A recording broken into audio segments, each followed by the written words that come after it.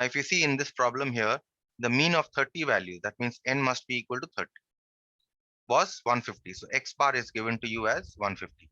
Now, with these two values, you can find out summation x. How will you find summation? Because you know that x bar is equal to summation x by n.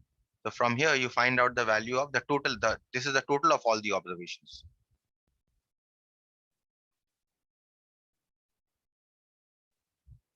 Okay. So 4500 is the total of all the observations. Now, you see that one observation was 165 was wrongly copied as 135. That means this 45 includes this 35, right? So that means from 45, you exclude 135 and you add the correct observation. That means this now becomes your correct total. This is your corrected total or corrected summation x. Now from corrected summation x, you can now find out the value of the corrected mean. Okay. Any question? No, sir. Let's move on to the next part then. This is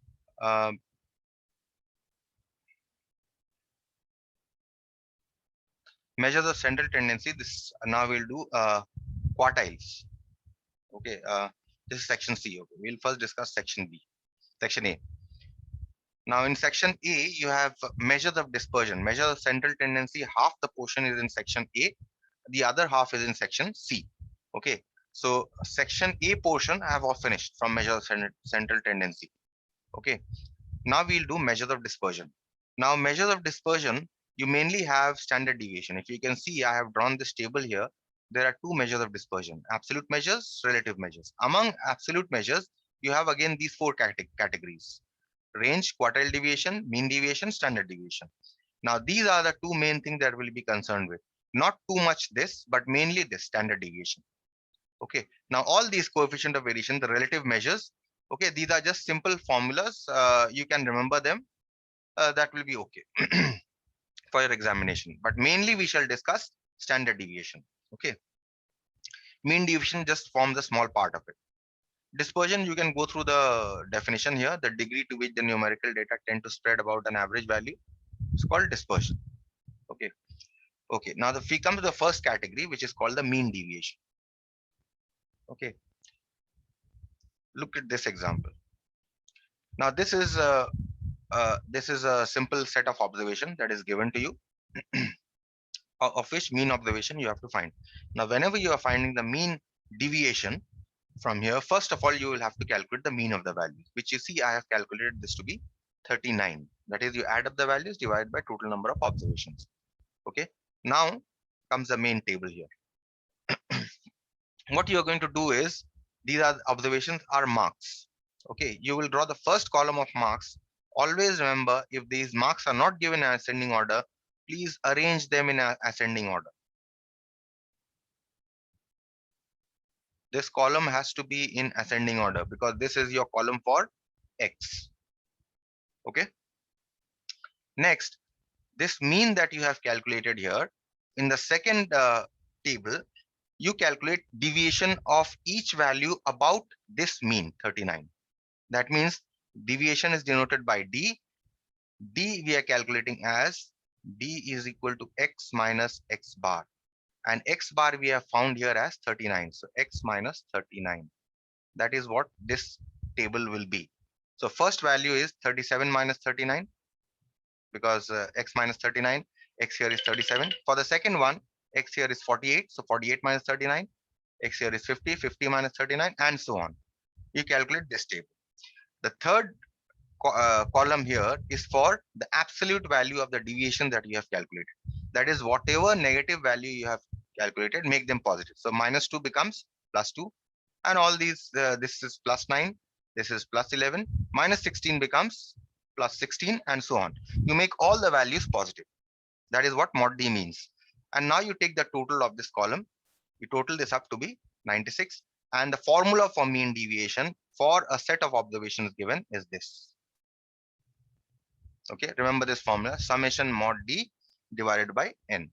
This is the formula for mean deviation for a set of observation that is given. If it is not a frequency distribution, then this is the formula that you're going to use. Okay. Look at the next type of problem for mean deviation. Now, mean deviation is normally given as multiple choice question. Okay. Mean deviation normally, you don't get a separate question on mean deviation. Normally, mean deviation is given in terms of multiple choice questions in your question paper. Mean deviation here is a frequency distribution given to you, but this is an ungrouped frequency distribution.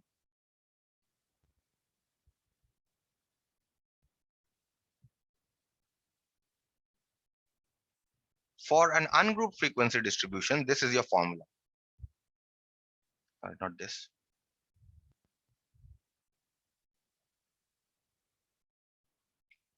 This is your formula for an ungrouped frequency distribution.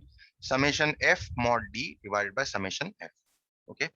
So even for ungrouped frequency distribution, first you will have to calculate the mean. So that means first column will be for x, second will be for f. Now remember, always to whatever x you are taking, always take them in ascending order. If it is not given here in ascending order, arrange them in ascending order. Okay. So x you have written, luckily the values of x are already given in ascending order. See 5, 10, 15, 20 and 25. All these are given in your ascending order. So you don't need to arrange here. And then you write the corresponding frequencies. Calculate the third column, which is summation fx. That is, we are now proceeding to calculate the mean. So after the third column is completed, you calculate summation fx and summation f. By direct method, you can calculate the mean of this to be 14.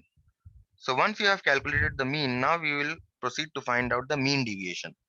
Okay, how do we calculate the mean deviation? Again, same thing, deviations we are going to take for each observation x about the mean that we have found out. Mean we have found out as 14.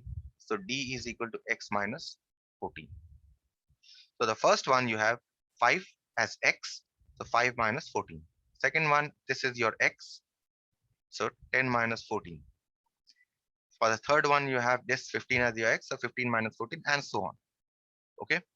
And you repeat for the fourth column that you draw, you will, the deviation value that you have found out, you will make them positive. So minus 9 becomes plus 9, minus 4 becomes plus 4, plus 1 remains plus 1 and so on. Okay. Make all of them positive. And then the last column that you make will be for the product of this column and this column. Okay. So you're multiplying f into mod d. So these two you are multiplying. So 7 into 9 will give you 63. Again, you are multiplying these two. So 4 into 4 will give you 16 and so on. Now, once you have calculated this f into d, you total up this column to get summation f mod d, which comes out to be 158. And now you will calculate your mean deviation with the help of this formula, summation f mod d divided by summation f, which is 158 divided by 25. Okay. Next is now you have mean deviation for a frequency distribution. So this is for a group frequency distribution. How do you calculate the mean deviation for a group frequency distribution?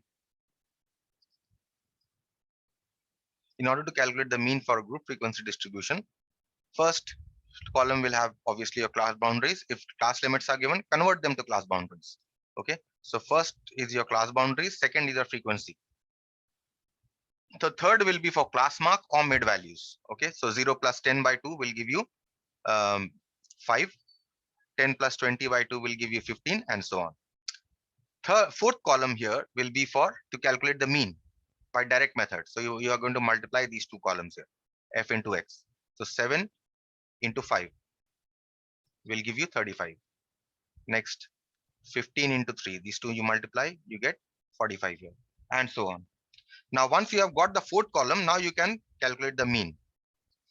See, I have calculated the mean here, summation fx divided by summation f. Add up the column for fx, you will get summation fx and you divide it by summation f, which is the total of this column.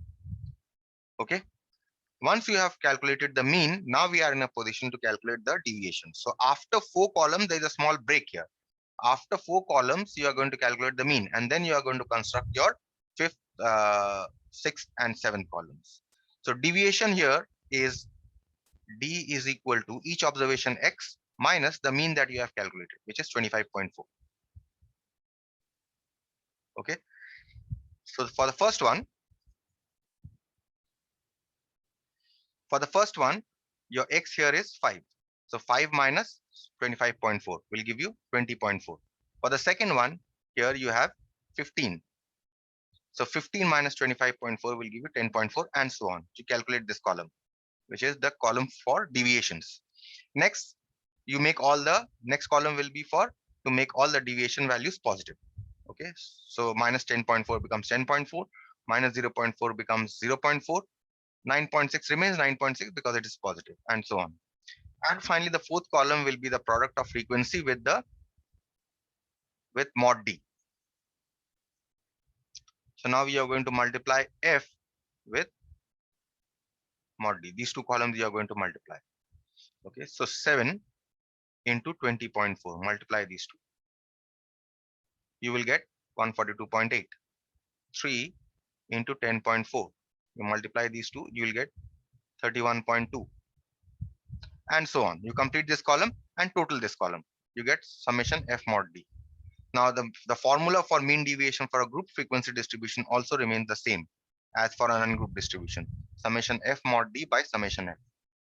So here you put the values and you get the value. Now here you have also, I think, a second part of the question. No, you don't have. Okay, coefficient of mean deviation you have. Okay, now coefficient of mean deviation you have. Coefficient of mean deviation formula you can remember here. That is mean deviation, whatever you have calculated, divided by mean. So mean deviation you have calculated, you have 14.08 divided by the mean that you have obtained. Okay. So for your multiple choice question, what can happen is that you can be given a small frequency distribution. Let's say 3 or 4 class intervals will be given to you, and then they will in the multiple choice question they will ask you the mean deviation is, and there will be 4 options. So what happens is that multiple choice question will be almost like a subjective question, where all this you will have to do in your rough. You will first have to calculate the mean, you will have to calculate the mean deviation, and then you can calculate the coefficient of mean deviation. Clear? Yes, sir. Now we come to the main part, which is your standard deviation. This comes as your subjective type question.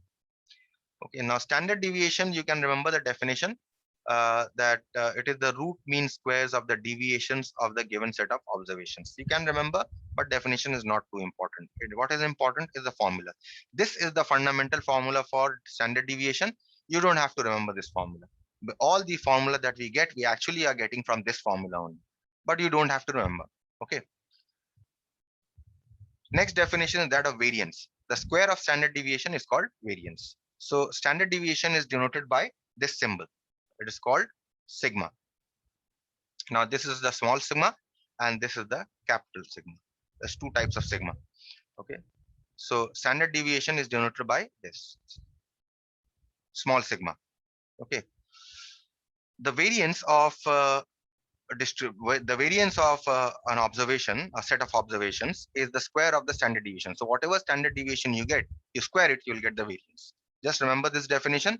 Also important for your multiple choice question. Okay, so in multiple choice question they can say the standard deviation of a set of observations is 5. What is the variance? So you immediately know that the variance is the square of standard deviation. The variance has to be 5 square, which is 25. Okay. Next, what you can also remember is a coefficient of variation. This can also come as a multiple choice question. They'll give you the standard deviation, they'll give you the mean, and they will ask you to find out the coefficient of variation. Okay, so you just divide the standard deviation divided by the mean, and then you will get the coefficient of variation. So these formulas are mainly important for a multiple choice. Next, what is important for your subjective questions? Calculate the standard deviation from the following observation. Now this is for an ungrouped frequency distribution or for simple set of observations. How do you calculate the standard deviation for a set of observations which are ungrouped, obviously? Okay, in this case, what you are going to do, you have to remember this formula. For a set of observations, we are going to use this formula. Standard deviation is equal to summation x square by n minus summation x divided by n whole square. First of all, when observations are given, as I told you, always arrange them in ascending order. Though I have not arranged them in ascending order, here it is not necessary, but it is always a good habit to arrange them in ascending order. Okay, you arrange them in Okay, ascending sir. order. Once you arrange them in ascending order, this is yeah, the given observations will be your x. Okay, and then you will find out this x square. That is, you square each observation. 8 becomes 8 square, 9 becomes 9 square equal to 81, 15 becomes 15 square equal to 225, and so on. And you total up the column for x, which is summation x, and you total up the column for x square, which is summation x square. Okay. Now, once you have totaled up these two columns, now you use the formula for standard deviation.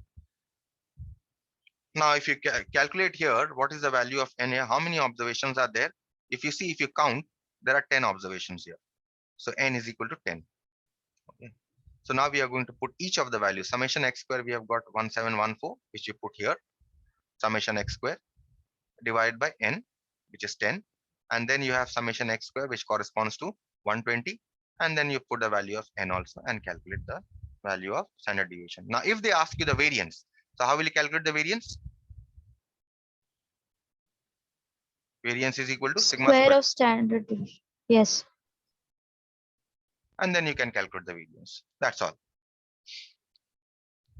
Now, deviation method. Deviation, because calculators are allowed in your exam. So deviation method you will not require deviation method for a set of observation, but I've just shown for your knowledge. Suppose if very large observations are given, then calculation, when people don't have calculators, calculation is a big problem. Okay, so you can reduce your calculation with the help of deviation method.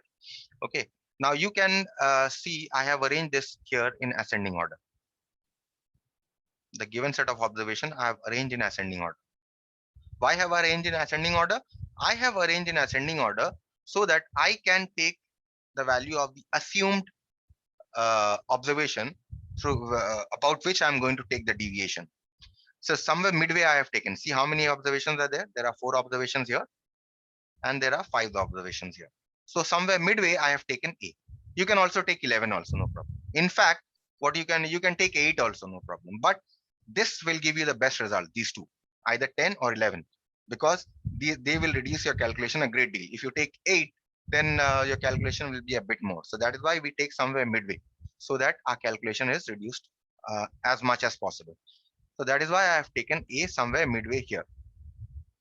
Now you calculate this column here, D is equal to x minus, since A you have assumed as 10, say x minus 10.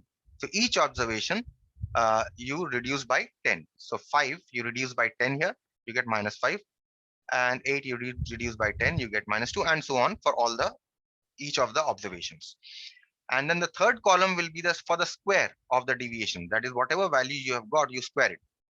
So this is minus 5 square. This is minus 2 square. Okay, so each of these you square. And the formula that we use in case of deviation, we simply replace x by d.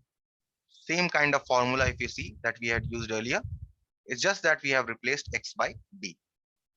Okay, so you total up this column, you total up this column to get summation d square and summation d, and you put it in the formula to get the standard deviation, same as 5.23.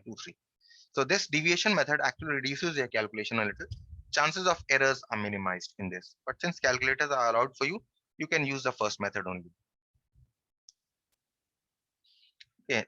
Next is, this is for an ungrouped frequency distribution.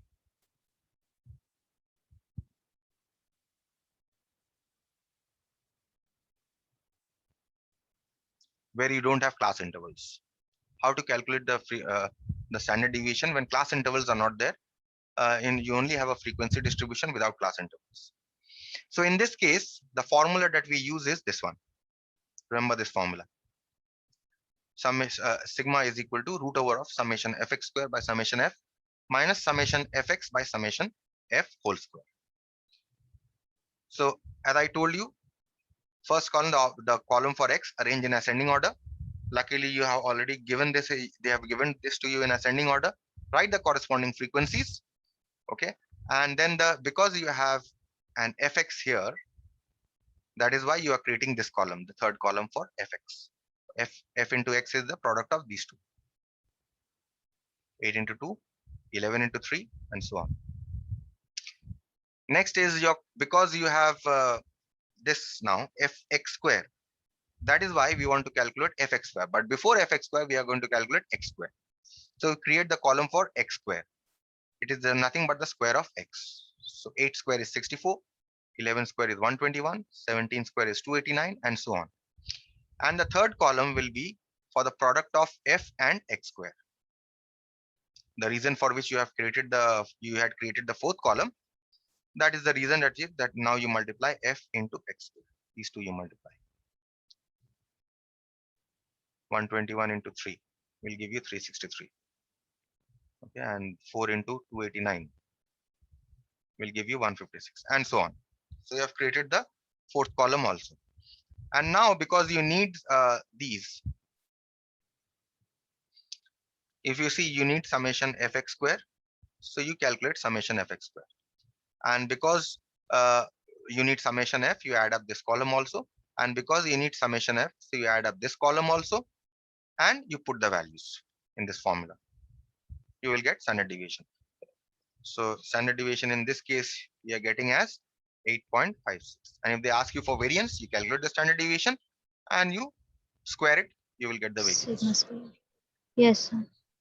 Okay, now there's a deviation method also in this. So deviation method, exactly the same way we'll do. Deviation method again, you can do, you skip here also. Okay, but but for an ungrouped frequency distribution, I would suggest you do deviation method, even if you have a calculator. Anyway, you can, if you want, you can skip if that is too difficult for you. So this here, if you see again, what I have done is I have arranged this in ascending order. Somewhere midway, I have taken the value about which I will take the deviations. Okay, so these are three observations. So 20 lies midway. Oh yes. So I can have taken the A as 20. You write the corresponding frequencies for the second column here. And for the third column, you're going to calculate the deviations. T is equal to x minus, and A we have taken as 20. So first column will be for A. This minus 12 is for 8 minus 20. This is for 11 minus 20. And so on. Okay. Fourth column will be for D square. Because if you see this formula here, the formula that we use when we are using deviation method is we simply replace x by d. So because we require fd square, that is why we create this column for d square. And because we require fd, that is why we are calculating this column for fd also. And you put it in this. So you will get your value for standard deviation. Any question till this part? Any doubts? No, sir. No, sir. All clear. Next we are going to do here is, this is actually I think a combined problem on mean and standard deviation. Okay. So sometimes what they do is that in your question paper, they give you a problem where they give you a single frequency distribution and they ask you to calculate the mean and standard deviation, both. So that means they are testing you on measures of central tendency also, and they are testing you on measures of dispersion also in a single question. So they combine the two chapters in a single question. So this is that type of question. If you see, a purchasing agent obtained samples of 60-watt bulbs from a standard company. He had the samples tested in his own laboratory for length of life with the following results. So 1700 and under 1900. 1700, 1900, if you see, this corresponds to which class interval? 1700 to 1900, right? 1900 and under 2100. So this becomes 1900 to 2100, and so on. And then you have the number here. Okay, now these are the actual frequencies. So you first, what you do is you make the frequency distribution table. Okay, so 17 to 1900 frequency 10, 1900 to 2100 frequency 16, and so on. You construct the frequency distribution table first for your convenience.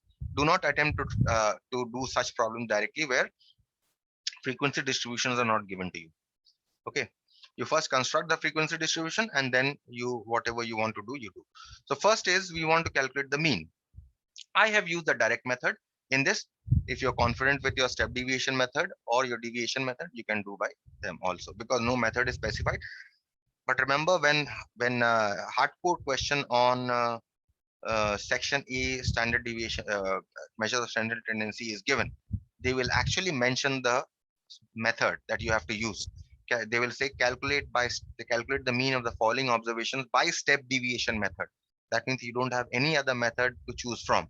You will have to do step deviation method. But because I had an option here, so I did it by direct method, which I am sure I don't need to explain. You already know how to calculate the mean by direct method. Okay. The main part is how to calculate the standard deviation.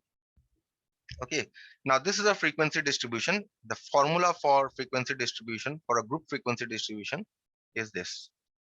Same as your ungrouped frequency distribution. Summation fx square by summation f minus summation fx by summation f whole square. Okay, so if you see here, x I have calculated as the mid values, that is 1700 plus 1900 divided by 2 will give you 1800. 1900 plus 2100 will give you 2000, and so on, just as you calculate in your mean.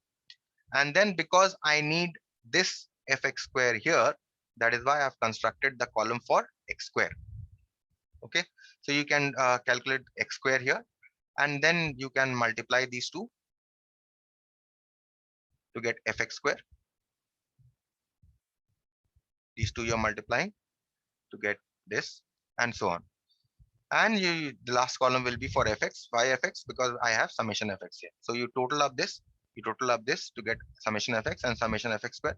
Also you require summation f, so you calculate the total of the frequency column also, and therefore you can put it in the formula and you get your not this, in fact you get your standard deviation as this. Okay, and they have also asked you for coefficient of variation. If you remember your formula for coefficient of variation, you know the standard deviation which you have already calculated here, and you also know the mean. So mean you have calculated here. You can put these values and you can get the coefficient of variation. Now there's a deviation method again, wherein you can reduce your calculation. In this again, you have the column for x and you have an assumed value about which you take the deviations. Okay, and when you're taking the deviation, this fourth column here is for deviation about 2200.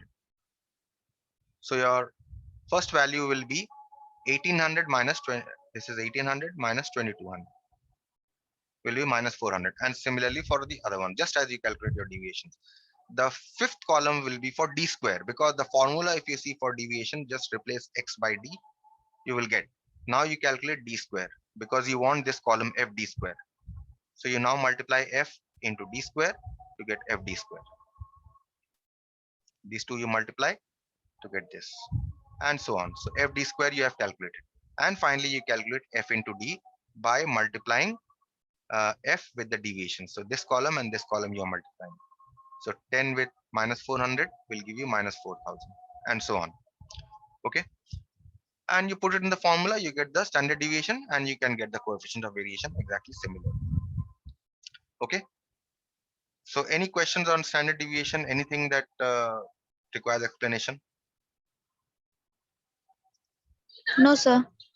Now, as I told you again, I repeat that if the observations are not given in ascending order, do arrange them in ascending order. Take a little bit of pain to arrange the observations in ascending order. Okay, so this section A part is over. Okay, so section A, in fact, 2 chapters of section A I have already completed. Okay, now we come to the next part, which is section C. In section C, the half part of measures of central tendency has been covered in your section C. Okay, first half is in section A and second half is in section C. In the second part, actually you had 2. You had median and you had mode. Okay, these 2 you had. These 2 also measures of central tendency, which you have done in your class 10. Also median and mode you have done in your class 10. But this time for median and mode, we are not going to use ogive. This is the non-graphical method we are going to discuss. In class 10, you had done the graphical method or algebraic method.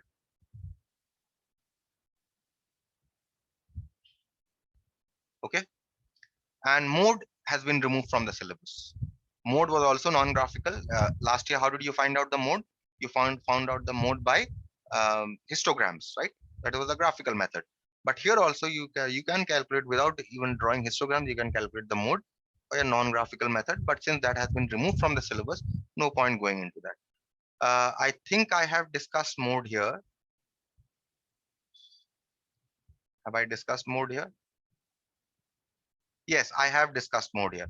So whatever questions are there from mode, you can leave out. From here, from this part onwards, you can leave out all these. Okay. From this, so your syllabus is only till this part, page number 7. Okay. Okay, sir. So now apart from median, you have the lower quartile. Median normally is denoted by Q2. Okay. Lower quartile is Q1 and upper quartile is Q3.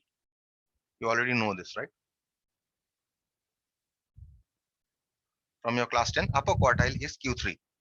Okay. For a group of observations, for a and apart from quartiles, you also have deciles and percentiles. Okay. So let's just see what these mean. You have median, Q2. You have upper quartile. Or let's say lower quartile first. Lower quartile, Q1. Upper quartile, which is Q2. I'm sorry, Q3. All these divide the observations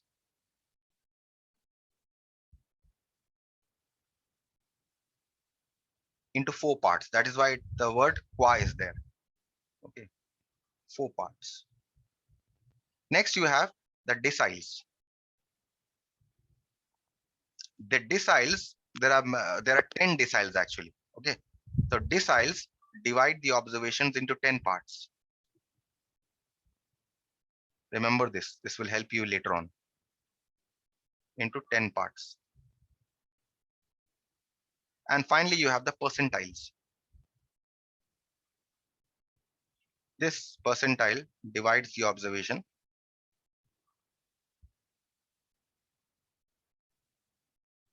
into 100 parts. Okay. So remember this.